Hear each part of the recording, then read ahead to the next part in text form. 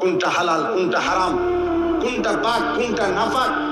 আমি আসলাম কোত্থেকে, আমার গন্তব্য কোথায়, আমি যাব কোথায়, যাচ্ছি কোথায়, করছি কি, করা উচিত কি।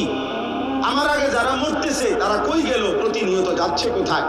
আমার আব্বা কই গেলেন, আমার দাদা কোথায় গেলেন, আমার আগের পৃথিবীর মানুষগুলো কেন দুনিয়া ছাড়লেন। কেউ মরতে চায় না, কেউ থাকতে কেন পারে না, কেন পারে না? এরা যাচ্ছে কোথায়, এরা হারাচ্ছে কোথায়? এই সবটুকু ভাবনা বুঝ দেমাগ আল্লাহ তাআলা মানুষের আকলের মধ্যে বুঝার মতো সক্ষমতা দিয়েই আল্লাহ তাআলা আকলটা দিয়েছেন। এত শুধু ভাত খানার জন্য তো, শুধু দুনিয়া ভোগ করব এতটুকুর জন্য এত বুদ্ধি এত দেমাগ তো লাগে না। জন্তু জানোয়ার তো এর চাইতে কম আকল দিয়া পৃথিবী আমাদের চাইতে বেশি ভোগ করে। একটা হাতি 250 কেজি খাবার খায় একদিন,